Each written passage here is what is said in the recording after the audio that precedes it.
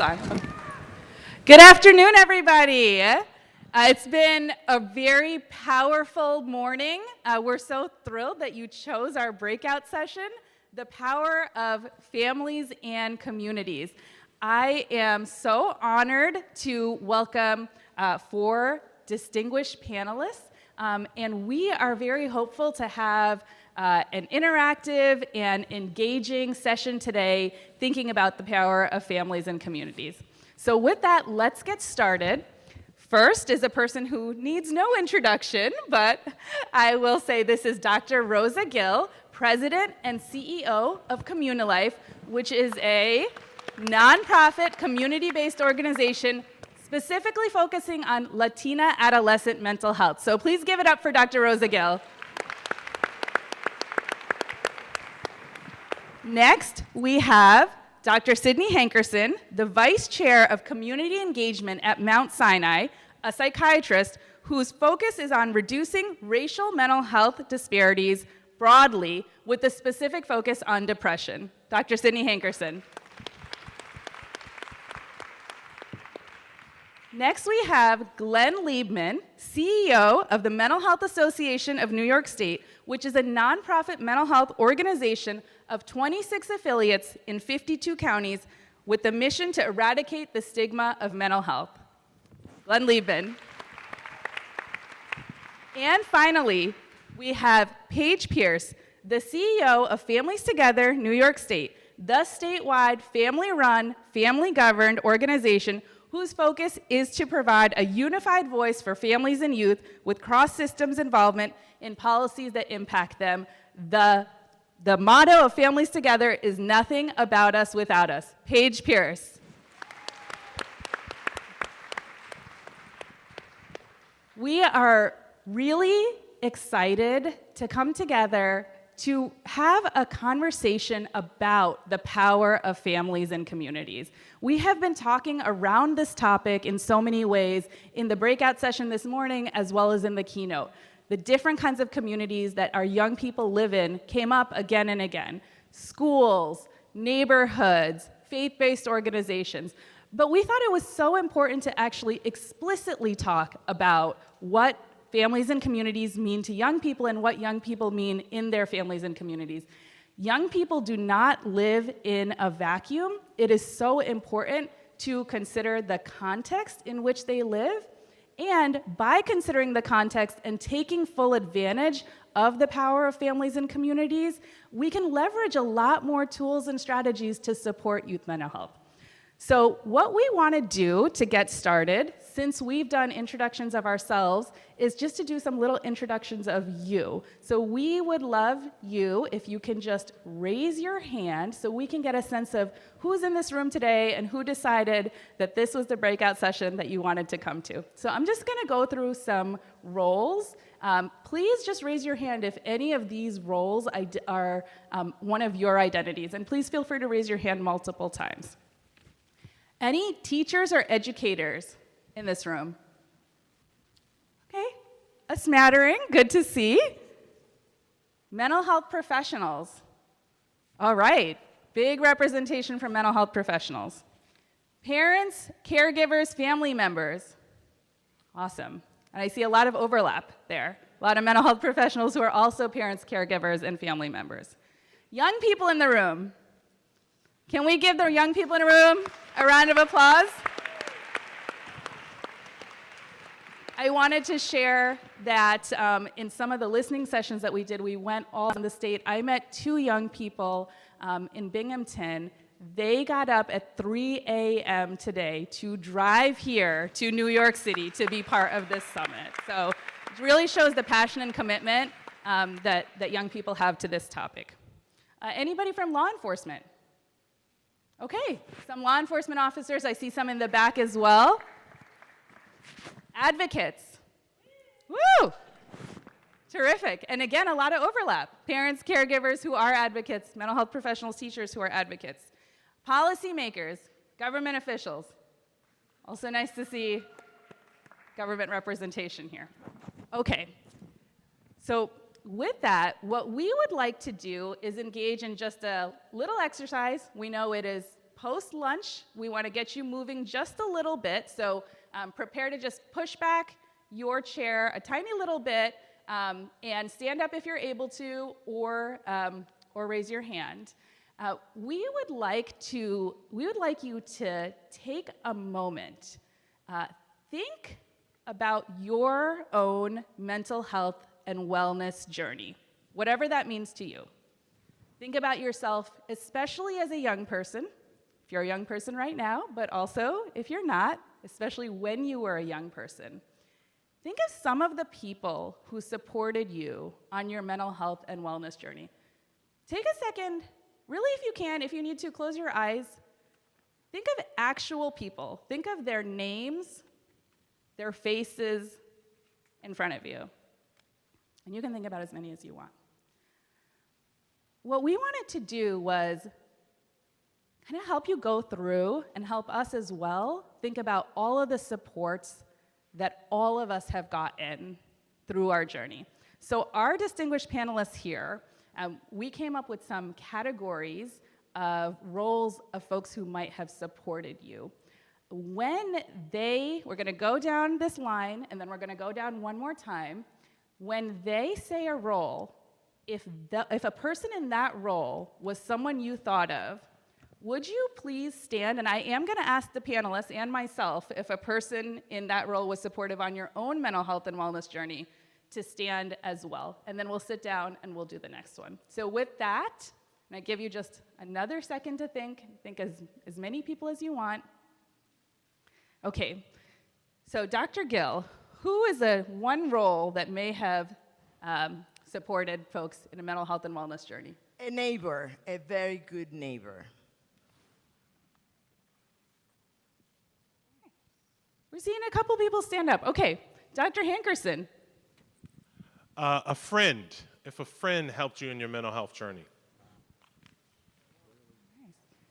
Wow, most of the room, peers. Okay, let's sit back down. A lot of friends. Teachers or educators? Awesome. Paige. A parent. Oh, that's great to see. Lovely to see. We're going to go back around one more time. Dr. Gill. Spiritual leader.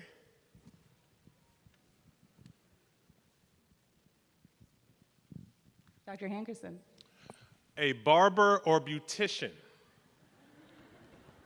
My barber has a lot less work to do now, but a barber or beautician. Okay. Clearly, they didn't want me to do barber. An athletic coach. Coach. Thanks. Oh, that's impressive. A grandparent or other extended family member.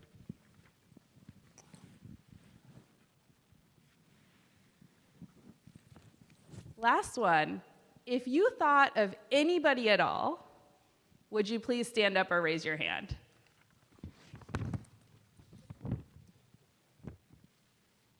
Fantastic. Please sit down. When you looked around in that last one, almost everybody was standing. And one of the things that we wanted to highlight is almost all of us, to get where we are today, have had support, many of us from multiple types of roles. So with that, we would like to take advantage of the expertise of these panelists who do so much work with families and communities, and I'm going to ask you each a question.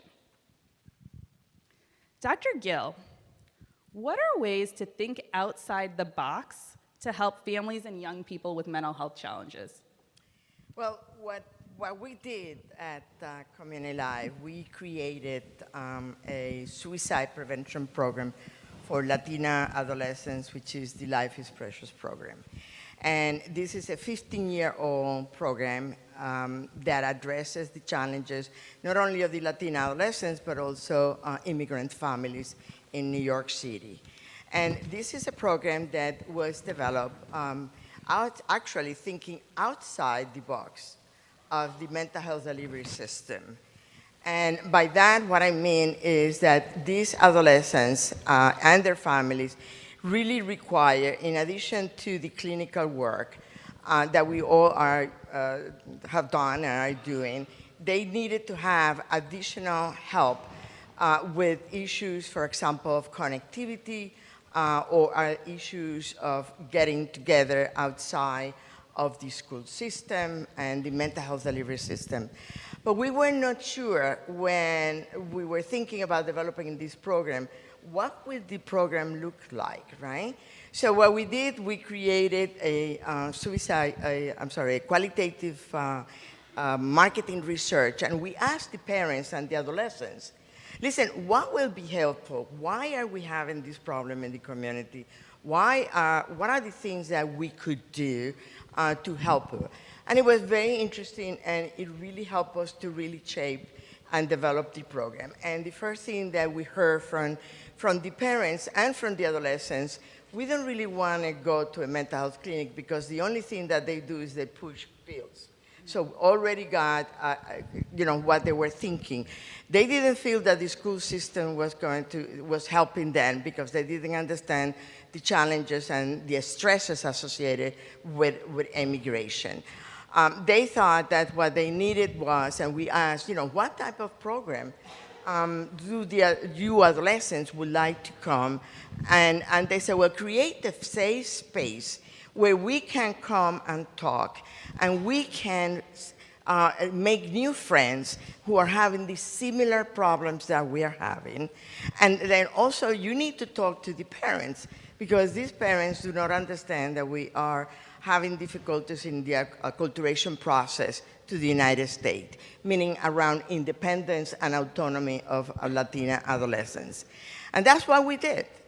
We heard the voices of the Latina adolescents and the families, and we created centers where they come after school, and we provide creative our therapy, we create tutoring, they enjoy the music, poetry, and a lot of work on themselves. And it's interesting, just to connect it to the previous conversation this morning, when they come to the center, they put their cellular on a box. And they don't need that cellular for the rest of the afternoon because they are so busy with things that they like that they never think of going back to their cellulars. So what we try to do in the centers is to make sure to keep their interest and to be able to talk about the issues that are troublesome. Of course, for these adolescents to be members of the Life is Precious program, they must have a psychiatric diagnosis, and they must be under the care of a clinician. Or they must be between the ages of 12 to 18. They must be in school, and the parents should give them consent to participate in the program.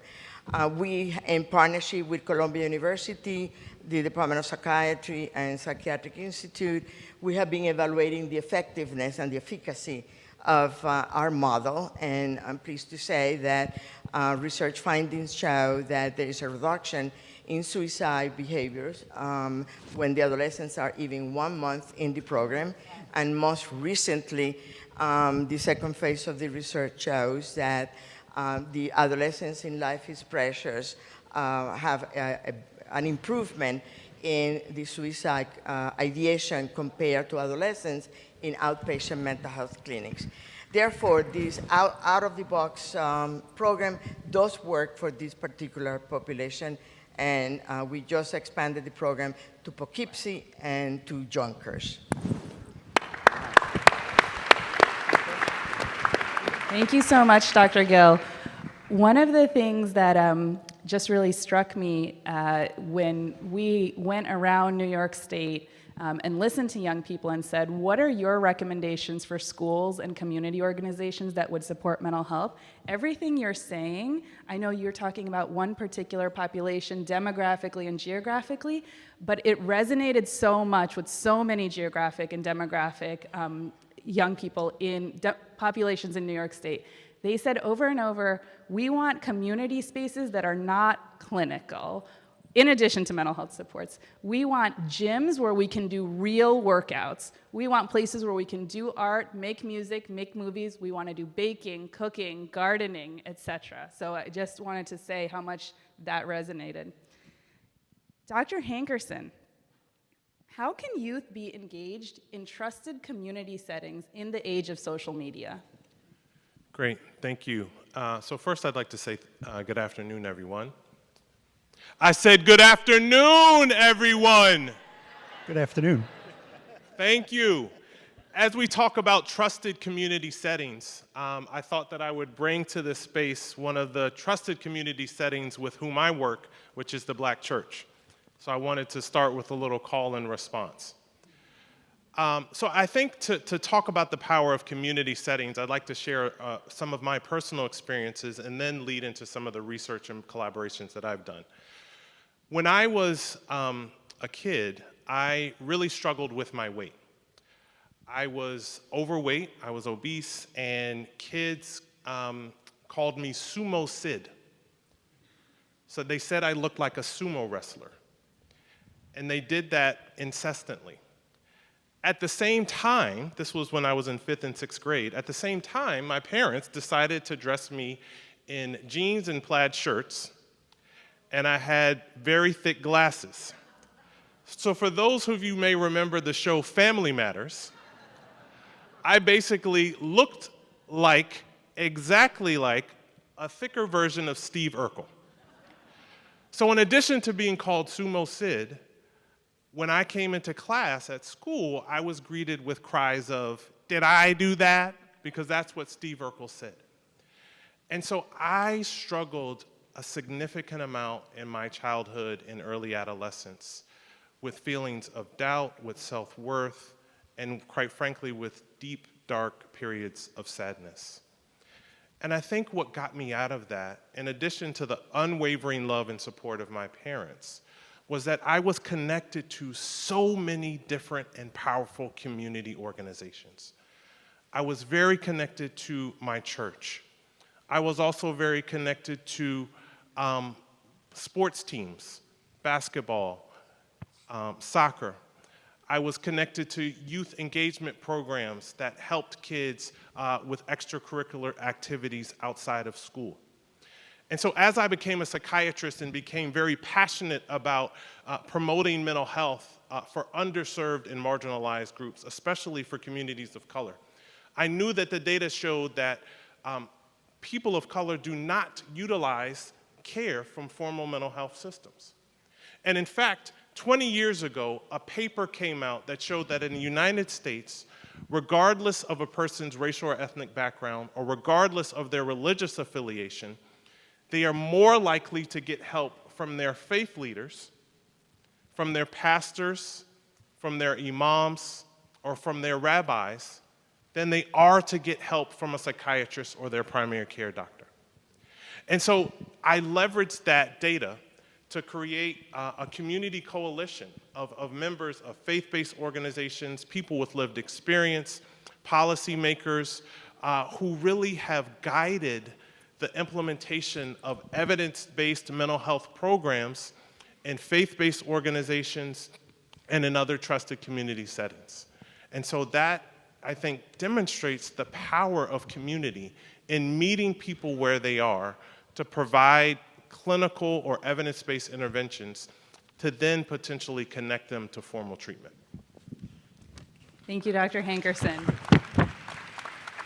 I wanted to amplify that just in relation to what you said, many of the young people, and this echoes back to some of the mourning, what they are looking for is places and people they can trust. And what that means to them is people who show up and keep showing up and keep showing up. And in these community settings, church, where you might go weekly, or school where you might go daily, that's the kind of consistency that they're saying, that's a place where my support needs to come from. So with that, let me move to Glenn. Glenn, tell us a little bit about mental health first aid training and how it can be incorporated into communities and schools to identify and support young people in need.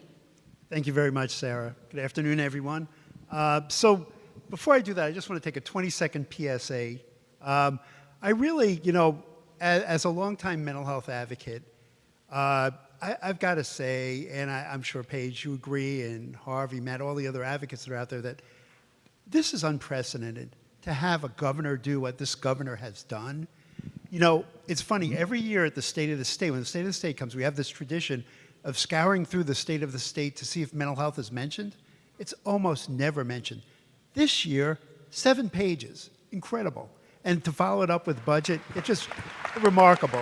It really, you know, we're in a time of just, it's a remarkable time. So I just wanted to make sure that PSA was in there about that, because it really, you know, you could tell the governor is a person of real heart.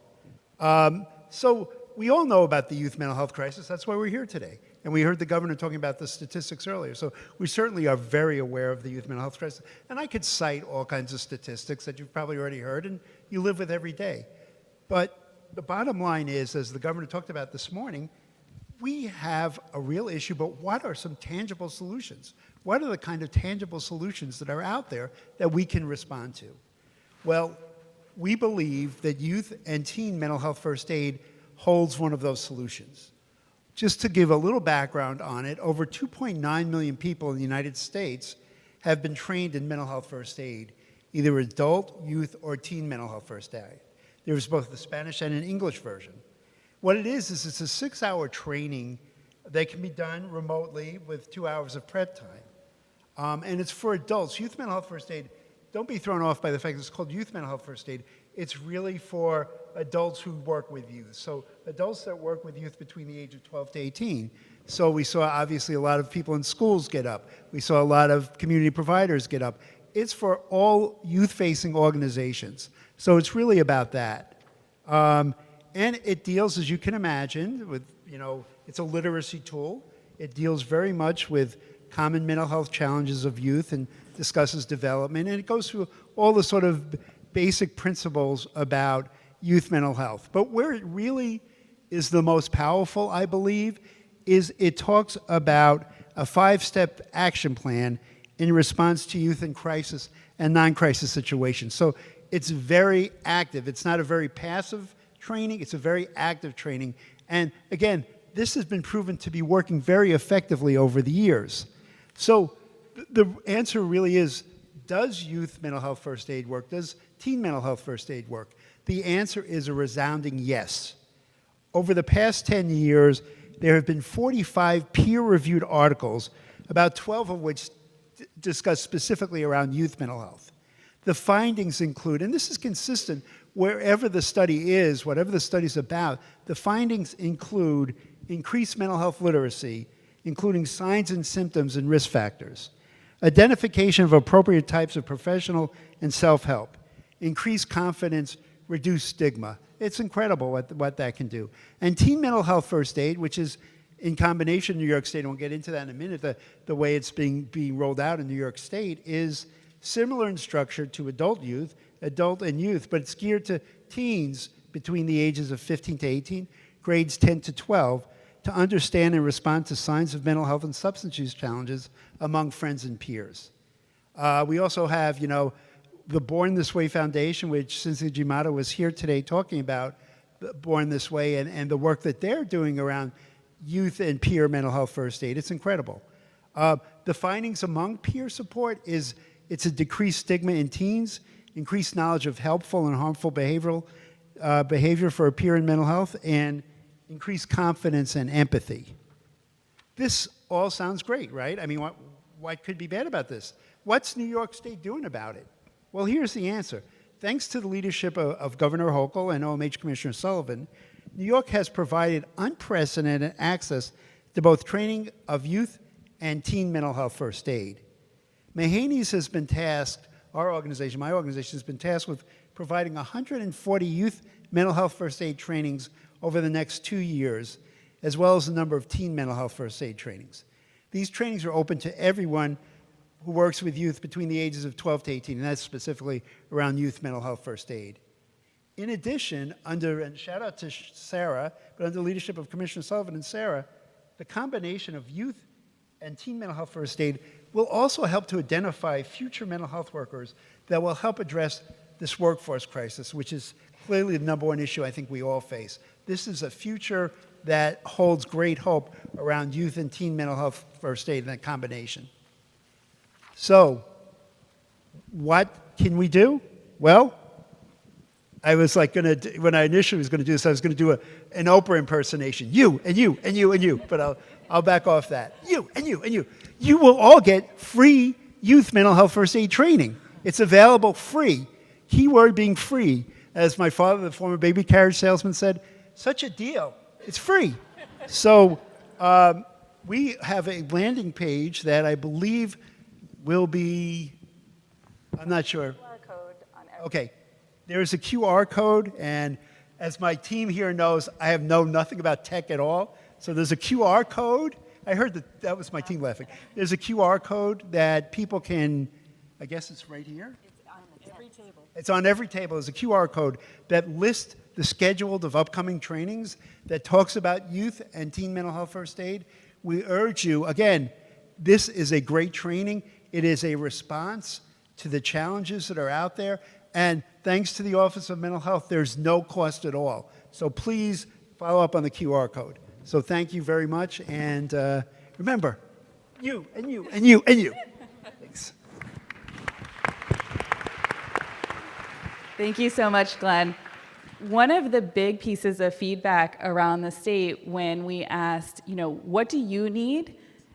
Young people said, we need our adults to know more about mental health. We need our parents and our teachers to understand and be able to talk about mental health.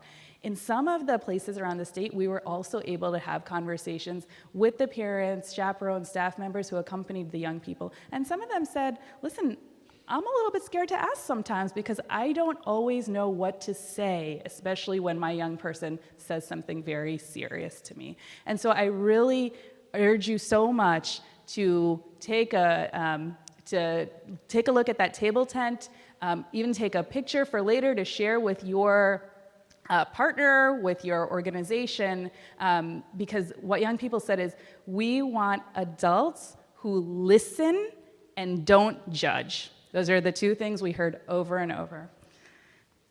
With that, Paige, how can families play a crucial role in supporting the mental well-being of youth in the digital age? Thanks, Sarah. So to follow up on what Glenn just said about when the State of the State comes out, we scour through to see how many times mental health is mentioned. We also, for a long time, hoped to just see children and families somewhere in there. Please, Governor, say the words children and families. And as we know, with this governor, not only was it a focus of her State of the State, but look today at the over 1,000 people that she gathered here to say this is important. And we so appreciate that, and we recognize it. We're really grateful to finally be validated and heard. And that's what I would say families have always asked for and wanted, is to be a part of the solution. So often, particularly in the mental health world, if our child has, Families Together is a family-run organization, as Sarah mentioned. Our philosophy of nothing about us without us is because family members often aren't included. We hadn't been traditionally included. And beyond that, we were often shamed and blamed. We were often considered to be part of the problem, not part of the solution. And so over time, through our insistence, and I think through a lot of forward thinking by the system, there is more attention being paid to peer support and the value of including our voice. You saw today, Isaiah spoke about the importance of youth peer voice, and I'm here to say also family peer voice. Families have a unique expertise because of our lived experience that we can bring to the table that can help with solutions. We can help with, at the really immediate local level of our own family, if we are part of the process of engaging our young person, our family, and ensuring that our culture is included in whatever treatment plan is designed for our young person. We also can be a part of the solution at the systemic level.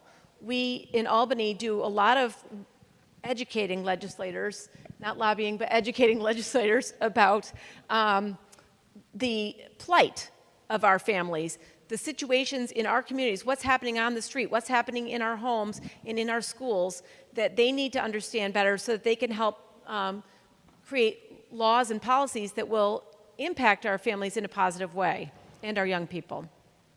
So when we say nothing about us without us, we really mean every level. At the level, when I would go into my child's school, if I was going to pick them up for a dentist appointment, I wasn't welcome in that building. I could go through security and, through the intercom system and get in through the locked door to the office where they would call my child from their classroom to go to their locker to get their things. I never saw my children's lockers. I never saw the classrooms that they were in for 6 hours a day, the cafeteria, the gym, all of these places that our young people spend their lives, and we aren't welcome there. And it's really isolating to feel as if we're not part of the team or that we're not part of the community that our child belongs to. And our children see that as well. They see if we are not included or it might even appear as if we're not interested. And that's not the case. I've never met a parent who isn't interested in their child, ever. We all love our children, and we just need to have access to the same things that any human being wants access to. When we have input into our lives and into our families, there will be better outcomes for everyone. And when Sarah said that the young people in the listening tour said we want for our parents to understand, they are saying, please include our parents.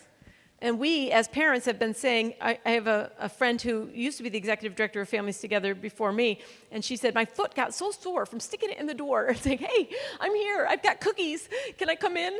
And we are at a point where we're being invited by the State Office of Mental Health, by the governor's office, to sit up on a panel and say, family's voice matters, and we've come a long way, baby. And so I just want to say thank you to OMH and to the governor's office for including us and for including Isaiah and the youth voice.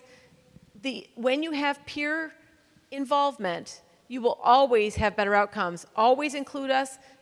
It won't be for just today. We know this. Yep. And we, as an organization that represents those voices, will ensure that they're held accountable to keeping our voices involved. Absolutely.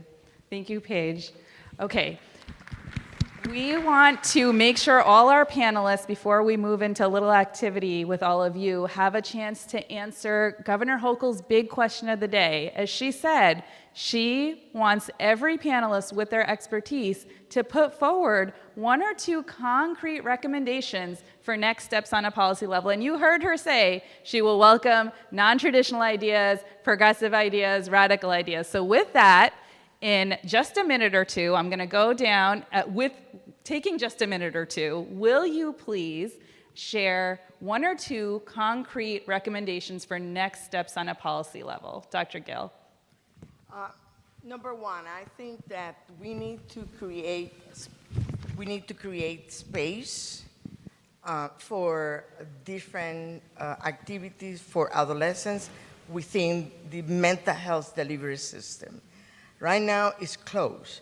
So this type of initiatives like the Life is Precious program is outside the box. So one of the recommendations is to really open the door to the delivery system to involve more communities and families in the issue of adolescents' mental health. And the second one is that basically the New York State, the diversity is just amazing, and I think that we really reach out to different populations, demographics, to be able to bring them and to develop programs and to be part of this type of a special or different outside the box, like we're calling in. But the next time that we speak is going to be inside the box of mental health. Yes, thank you. Thank you, Dr. Gill. Dr. Hankerson. Sure. So my number 1 recommendation would be to, in every city in this state, create a youth-focused community steering council that involves youth that involves family members, that involves clinicians, advocates, and policymakers. Because we have to, Isaiah was so compelling, we have to center the voices of youth. And I think the difference between a steering council and an advisory board is that you can ignore the recommendations of an advisory board. But a steering council fundamentally drives the initiative. And I think creating a youth steering council in every city in this state would be critical, because the mental health needs of the kids in Brownsville, Brooklyn are very different from those in Peekskill in the Hudson Valley. Absolutely. Yep. So that's number one. Number two would be to creatively think of ways to reimburse or fund support for social determinants of health. Because we can't talk about youth mental health without talking about the social conditions that inevitably impact youth mental health. And so that would be number two. And then number three is we have to expand and reimburse the workforce. That means peers, support for peers, reimbursable services for peers, community health workers, and then how do we get more a diverse cohort and army of clinicians into our graduate schools. Thank you so much. Glenn. So, workforce is one. So, there are three things I immediately think of. Obviously, I talked about youth and teen mental health first aid and the peer component of teen mental health first aid, how important that is, but also the significance. We have the outcome information, we have all the information, and the trainings are there. So, really, that's like right there on the plate. That's a softball, I think, for everyone to take advantage of. So that's one thing. The second thing is that we are we're very excited. We've been very embedded in schools for many years for our School Mental Health Resource Center.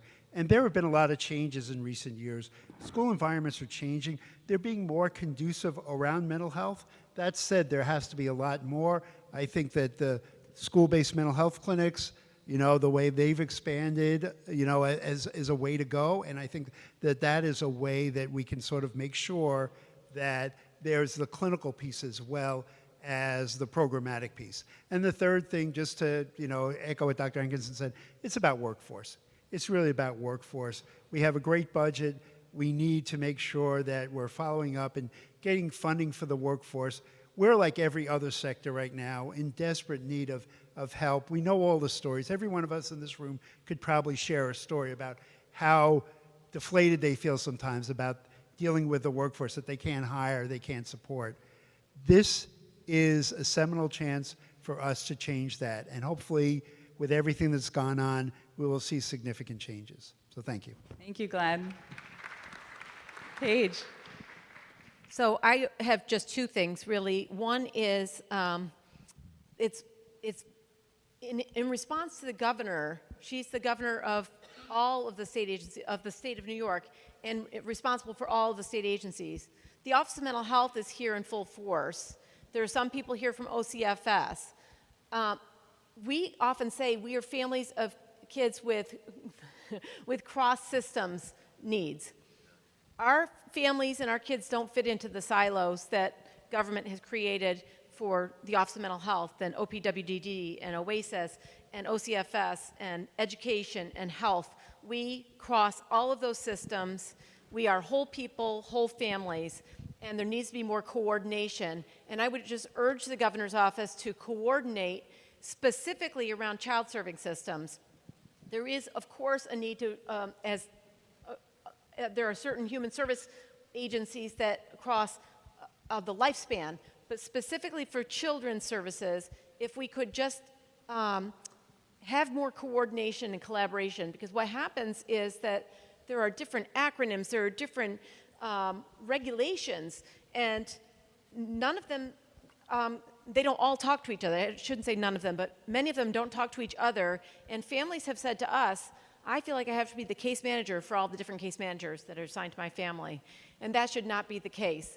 We shouldn't have to interpret all the different languages and all the different cultures, and that leads me to my second thing, which is culture.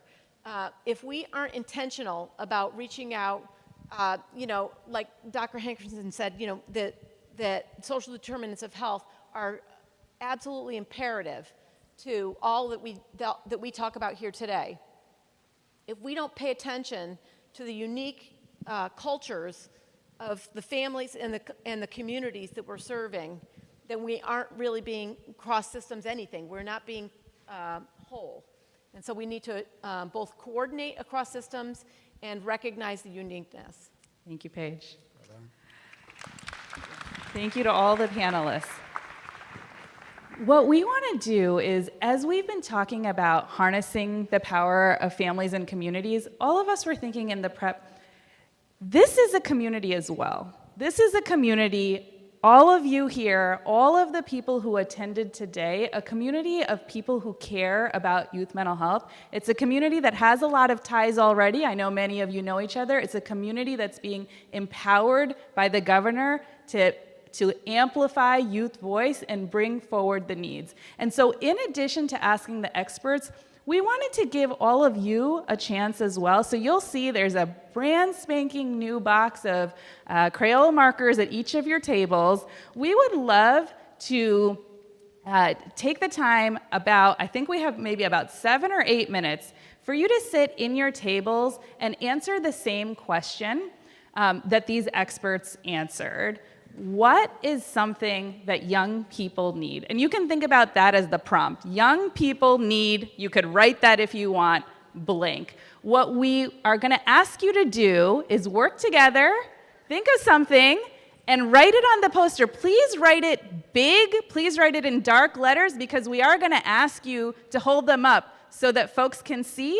And we're going to read off some of the ones that we see, and then we're going to ask you to leave them so we can collect them. Yeah. So with that, I'm also asking the panel to do the same thing. So we'll keep time for about 6 or 7 minutes.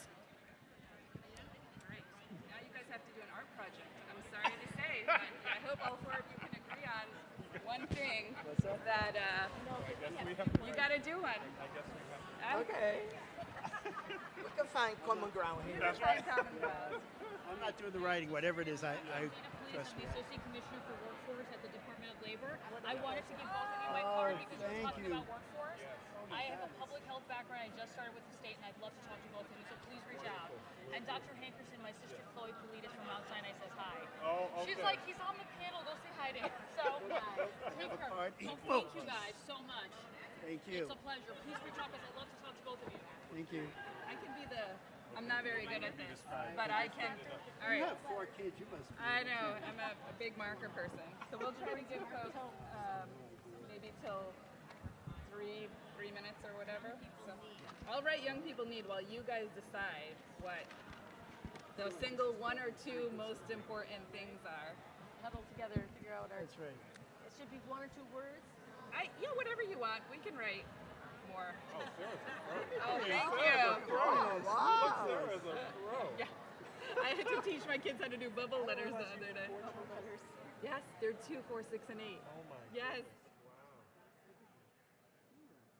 remember when you were pregnant with your 2-year-old. Oh, I know. All right, you guys. I'm just impressed by this. Content time, guys. I'm impressed with the outfit.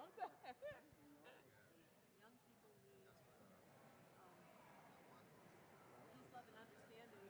Yeah, support, love, understanding. Yes, we can put that. We're not writing that plan. We can write that. It's true. So, But what I always think is, what's the definition of workforce? Right. How do we? Yes. Right. Right. Spelled it out loud. Parents, peers. I think some of the tables that have young people at them are going to say young people need to be heard. Right. Yep. Right. Their voices. Their voices, yeah. And families too. I know.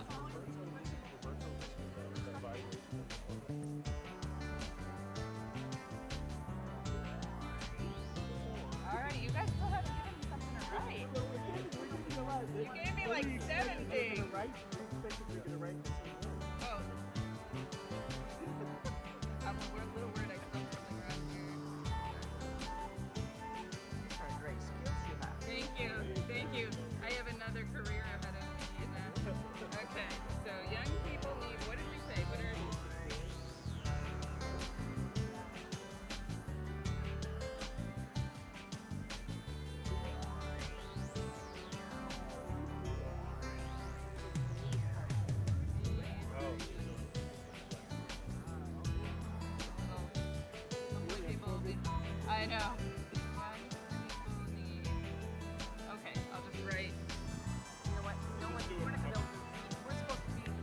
Yeah, you're gonna have to read a couple.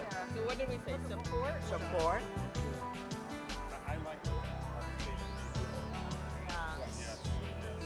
Agree. You want a support and a place to be heard, or you want one more thing? Just need to figure out my spacing.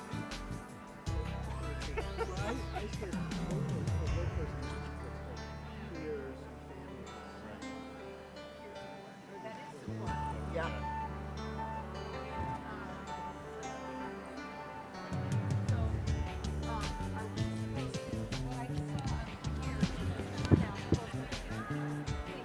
Now I'm gonna ask them to hold it up. If you can, you don't think you'll be able to? No, even the front tables, like, All right. If we have, yeah, let me Great idea. maybe we can just point and say please read. We have time. Yes. You want me to just write workforce here? No? No.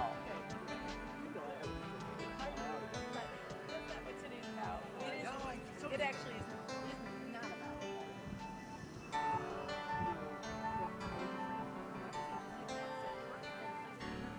Support and a place to be heard. Okay. Yes. Make the I'm sorry, they need to connect. Connect. Yeah. An opportunity to connect. Opportunity Yes. to connect. Yes. I love that. That's what they said.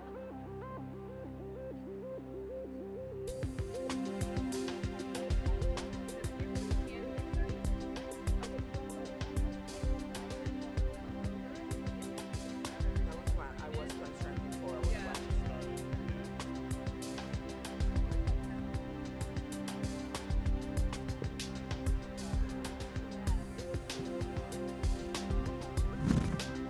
Giving a 1-minute warning here.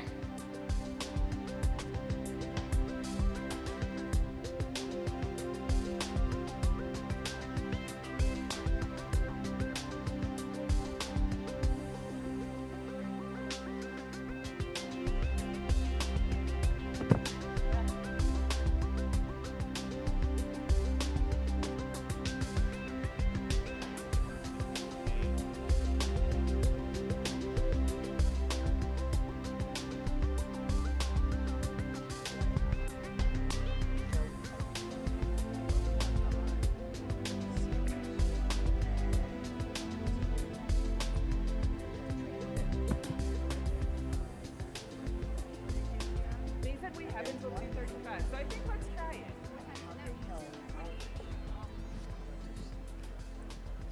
It's very Okay, everybody.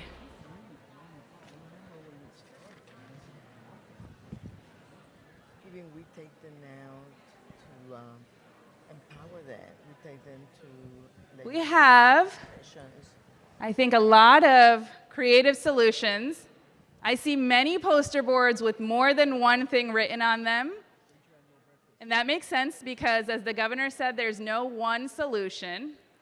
We are going to ask if you can just elect a spokesperson from your table.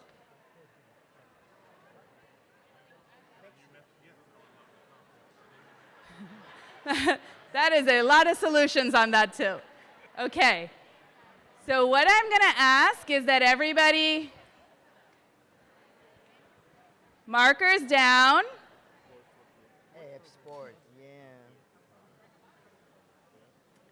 We're going to actually ask you, I think, to stay at the table and just, we have 5 minutes, and I think if everybody reads, oh, you know what, we're going to have a mic problem. People aren't going to be able to hear. Some of you are really loud. Okay. Sarah? Sarah, we have a microphone that we can bring around. That's great, yeah. We could do that. Okay, so let me ask if Dr. Gill can be, well, we'll end with this one, I think. Okay, and I can bring a mic around as well. So if you have a spokesperson, we're gonna ask, I think we'll just try to make our way through most of these. Please, if you gave multiple solutions, please just pick one. But we will collect these. So, all right, go ahead. Yeah, you can hold up your poster. All right, young people need. Yeah, well, Young people need diverse workforce and meeting them where they're at, meaning mental health workforce. Thank you. All right. Young people need. Our youth need culturally connected initiatives that are responsive to their needs, which includes a variety of things, engaging in safe spaces that they can rely on. Round of applause. My group said mentorship programs that create a safety plan and empower or enforce education on emotional health. Wow. Thank you. Young people need. In order for young people to be receptive to all these things, young people need hope and love from the people around them.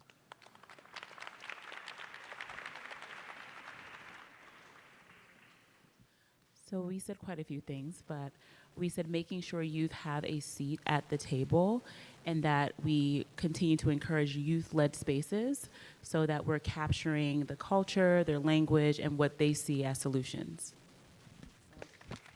All right. Yeah.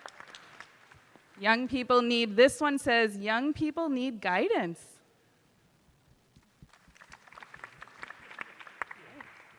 Young people need.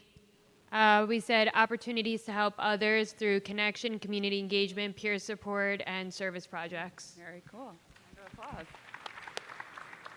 Okay, in the triad of the adults in the child life, whether it's the caregiver, the teacher, and then the child is the one that experiences everything that if the adults don't have basically their ducks in order, right? So the child is the one that has no power in that triad.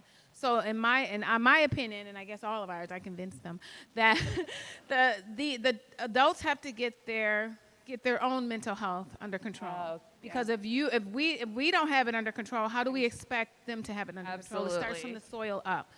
So just adults creating that model community of self-care, collaboration, support, getting the help they need. So parents and teachers need that support so then they can support their children. Thank you. All right, over here, young people need. Young people need support in schools. We talked about creating curriculums in their schools that teach about mental health, supporting like their self-confidence and practicing self-care. Thank you. Okay.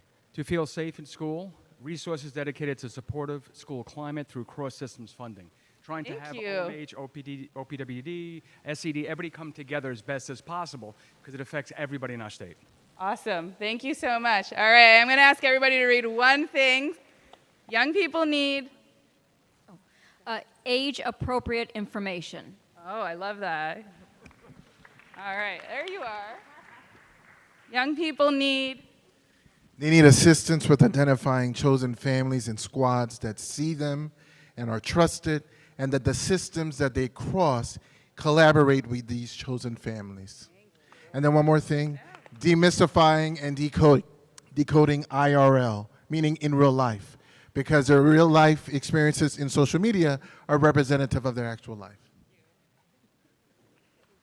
Youth peer advocates in every classroom in middle school, youth support groups, youth coalition that partners with clinicians and elective officials, family peer advocates in every school, restorative practices in school, creative therapy beyond talk, therapy, fun, family activities, pro-social, improv, recreational retreats involving parents and schools, teach mental health, social, emotional learning. Awesome. Thank you. All right.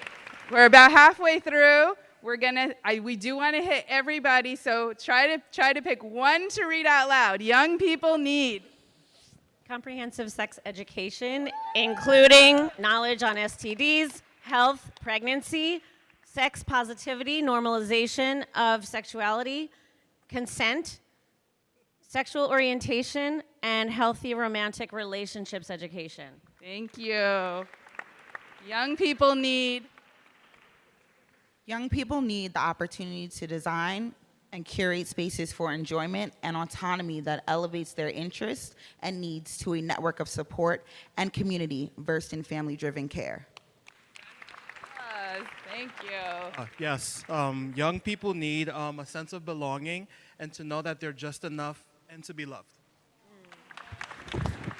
Young people need access, spaces, and a voice.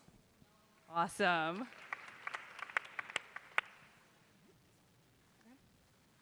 Young people need true identity verification on social media. Oh, wow.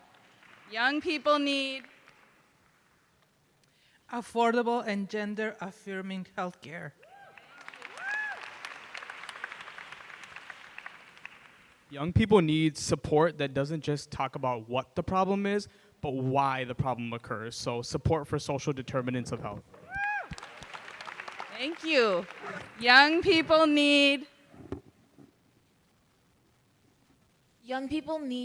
coordination between their services when they're transitioning from an adolescent to a young adult, and also to have support with medical, mental health, education, employment, housing, and overall support within the transition. Hi, young kids want to be kids and have fun. Young kids should have safe spaces and non-judgmental adult attention. Young people need a child-centered continuum of care that meets the kids where they're at and addresses things all the way from social determinants of health to peer-to-peer support programs to funding for after-school programs and extracurriculars and ongoing and consistent support. Thank you. Young people need increased mental health services, which include integrated mental health and substance use services that are culturally competent, flexible, intensive, stage-matched, and during and after school. Young people need more mandated education for social media, environmental, social engagement, and education for our students and parents. Awesome. Young people need trauma-responsive educational policies related to their discipline and access to special education services for mental health. All right, I think we actually have to wrap up, so I am going to ask up there, what did you guys say young people need? Beautiful artwork, by the way, Sarah. Young people need support. Oh, go ahead, Dr. Gill. Young people need support and a place to be heard, an opportunity to connect. With that, we want to thank you so much for being part of this community that highlights the power of families and communities, and we hope to keep this going.